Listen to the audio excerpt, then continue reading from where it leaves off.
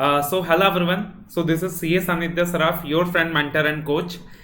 कैसे हैं आप? उम्मीद कर रहा हूँ कि आप अच्छे हैं, बढ़िया हैं, प्रिपरेशन एकदम बढ़िया चल रही है, ज़बरदस्त चल रही है, राइट? तो देखना इस पार्टिकुलर वीडियो के अंदर सीए फाइनल ऑडिट के अंदर मैं कुछ इंपॉर्टेंट एरियाज मार्क कराने वाला हूँ आपको for the upcoming November 23 examinations. Before starting with the video let me give you a disclaimer कि भाई सीए फाइनल में कोई एबीसी एनालिसिस काम नहीं आता। सीए फाइनल के अंदर कोई भी इंपॉर्टेंट लिस्ट बोलकर कोई कॉन्सेप्ट काम नहीं आता। ये चीज़ें बिल्कुल काम नहीं आती, ये चीज़ें इतने काम की नहीं है। तो सर आप ये क्यों प्रोवाइड कर रहे हो? आप क्यों प्रोवाइड कर रहे हो sir important areas in audit, अगर आप खुद कह रहे हो कि सर ये चीज़ें काम की नहीं है? तो बात ये है कि यार अल्टीमेटली अपने को एक गाइडेंस तो चाहिए ना, अल्टीमेटली अपने को एक ब्लू प्रिंट तो चाहिए ना, अल्टीमेटली अपने को सर सिलेबस कवर तो करना है ना, अल्टीमेटली अपने को जो अपना सिलेबस है वो कवर तो करना है, अल्टीमेटली अपने को एक गाइडेंस तो चाहिए, एक ब्लू प्रिंट तो चाहिए। तो जो लिस्ट मैं आपको प्रोवाइड करूंगा गारंटी नहीं है कि क्वेश्चंस उससे आएगा, गारंटी नहीं है। ऑल्दो मैंने पूरी कोशिश करी है, अपना एक्सपीरियंस यूज करा है, अकॉर्डिंगली मैंने ये लिस्ट कंपाइल करी है, बट स्टिल गारंटी नहीं है कि क्वेश्चंस यहाँ से पूछे जाएंगे। बट स्टिल आपको एक ब्लूप्रिंट मिल जाएगा, आपको एक आइडिया मिल जाएगा यार ठीक है, इन चीज़ों में थोड़ा ज़्यादा इंफोसिस दे देंगे अपन, इन चीज़ों में थोड़ा ज़्यादा फोकस कर देंगे अपन, ठीक है ना। That is the only objective. And institute का जो नया ट्रेंड है क्वेश्चंस पूछने का, उसको कंसिडर करते हुए सर मैं ये इंपॉर्टेंट एरियाज की लिस्ट लेकर आया हूं आपके लिए। तो वैसे तो कुछ गारंटी नहीं है कि क्वेश्चंस यहीं से आएगा, बट ठीक है, तुम्हारे लिए ब्लू प्रिंट है, गाइडेंस है कि यार इतने वास्ट सिलेबस में अपन जब पढ़ना स्टार्ट करें तो अपन किन चीजों में थोड़ा इंफोसाइज करें, अपन कहां से शुरू करें, अपन किन चीजों में ज्यादा फोकस करें। That is the only objective of making this particular list, ठीक है। तो आप लोग मेरे साथ नोट डाउन कर लोगे यार इस लिस्ट को, अपना कंप्लीट एक्सपीरियंस यूज करके, पेपर्स को एनालाइज करके, रिसर्च करके ये जो लिस्ट है आपके लिए तैयार किया गया है ना। तो देखना सबसे पहले अगर हम लोग बात करें सर, तो अब इंस्टीट्यूट थोड़ा सा ना अनऑर्थोडॉक्स हो गया है, मतलब वो थोड़ा सा अनएक्सप्लोर्ड एरिया से क्वेश्चन पूछ रहा है। तो कंसिडरिंग दैट आप देखोगे मैंने कंपनी ऑडिट एंड कारो भी लिस्ट में नहीं लिखा है, उसको लास्ट में दूंगा लिस्ट में। नॉर्मली कंपनी ऑडिट एंड कारो में प्राइमा फेसी स्टार्टिंग में देता हूं हमेशा, बट इस बार मैंने उसको आखिरी में दिया है। प्रोफेशनल एथिक्स सबसे पहले जो टॉपिक दिया मैंने, उसके अंदर भी मैंने council general guidelines and ethical standards board का रेफरेंस दिया है कि ये टॉपिक्स नॉर्मली क्या है, अंडररेटेड टॉपिक्स हैं। This are the topics that the students ignore nowadays, and nowadays ICI ask questions from the areas that the students ignore.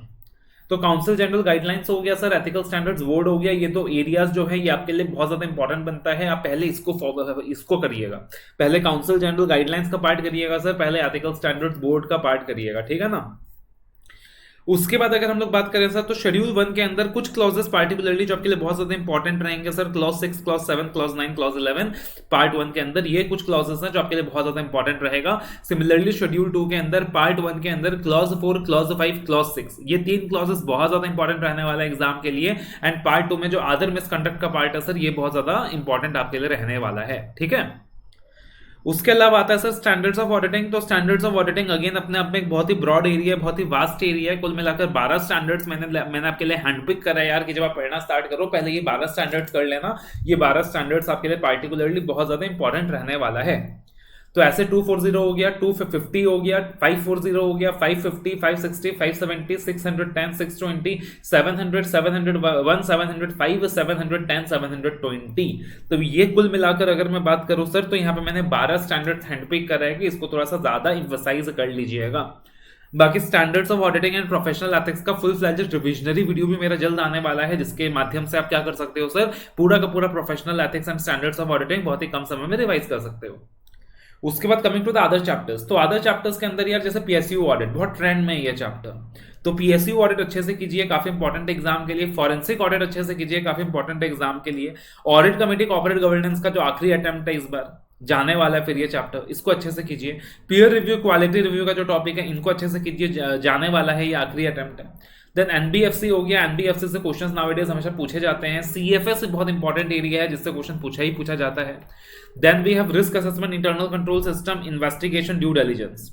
Bank और insurance companies के केस में, क्योंकि बहुत ही ब्रॉड टॉपिक्स हैं ये, तो इसके अंदर ना आईसीआई के स्टडी मैट के एंड में जो क्वेश्चंस दिया हुआ है वो अच्छे से कर लीजिए, और 3 एमटीपीज और 3 आरटीपीज एटलीस्ट इसके क्वेश्चंस देख लीजिए, ठीक है ना। तो आईसीआई एसएम के क्वेश्चंस 3 एमटीपीज 3 आरटीपीज एटलीस्ट इतने देख लीजिए। और लास्ट में आता है सर कंपनी ऑडिट एंड कारो 2020। कारो 2020 से एप्लीकेबिलिटी का जो पार्ट है उससे आने के चांसेस थोड़े से कम है।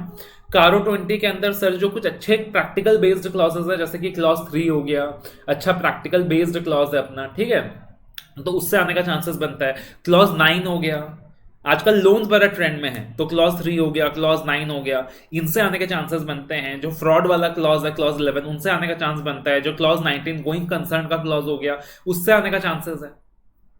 उसके अलावा अगर हम लोग बात करें सर, तो कंपनी ऑडिट के अंदर particularly normally appointment of auditors, removal, इनसे आने के चांसेस कम है काफी, ठीक है, स्ट्रेट फॉरवर्ड बोल रहा हूँ भाई, इनसे आने के चांसेस कम है काफी। पेनल्टीज का जो पोर्शन है, जो भी पेनल्टीज वाला पार्ट है कंपनी ऑडिट में, इससे आने का चांसेस है। फ्रॉड रिपोर्टिंग का एरिया एक इंपॉर्टेंट एरिया बन जाता है, रोटेशन ऑफ ऑडिटर्स का एरिया एक इंपॉर्टेंट एरिया बन जाता है। उसके अलावा सर अगर हम लोग बात करें तो जो भी रिपोर्टिंग का एरिया है सर, वो एक इंपॉर्टेंट एरिया बन जाता है। ये कुछ few common areas, important areas बन जाते हैं अपना in the company audit segment, ठीक है। तो ये एक लिस्ट है जो आपको प्रोवाइड करा है मैंने यार, कि जब आप रिवाइज करोगे तो पहले इन टॉपिक्स को एम्फसाइज कर लीजिएगा। इसका मतलब बिल्कुल भी ये नहीं है कि मैं वाउच कर रहा हूं कि भाई इनसे क्वेश्चन ज्यादा आने वाला है, इनसे ही क्वेश्चन आने वाला है, बाकी एरिया से नहीं आने वाला है। मैं बिल्कुल भी ऐसा वाउच नहीं कर रहा। इंस्टीट्यूट का जो पेपर्स है वो बहुत ज्यादा अनप्रेडिक्टेबल होता है, हो सकता है इन सबको क्वेश्चन ना भी दिखे, ठीक है ना, हो सकता है आपको यहां से क्वेश्चन ना भी दिखे, देयर इज अ प्रोबेबिलिटी। हो सकता है सर कि ये जो 12 स्टैंडर्ड है, इन 12 स्टैंडर्ड से क्वेश्चन ना दिखकर बाकी स्टैंडर्ड से दिखे, पॉसिबिलिटी है, बिल्कुल पॉसिबिलिटी है। बट स्टिल एक अटेम्प्ट कर रहा है मैंने, एक कोशिश करी है कि भाई यूजिंग माई एक्सपीरियंस एक लिस्ट कंपाइल करूं जिससे मैक्सिमम क्वेश्चंस एग्जाम में पूछे जाएं। एंड आप जब रिवाइज करोगे तो आपको एक रेफरेंस एरिया मिल जाए कि okay this is the reference area, मतलब इसको मेरे को प्राइमा फेस से ज्यादा फोकस करना है एंड अकॉर्डिंगली मेरे को अपने रिविजन्स में आगे बढ़ना है। I believe that is very very clear, ठीक है।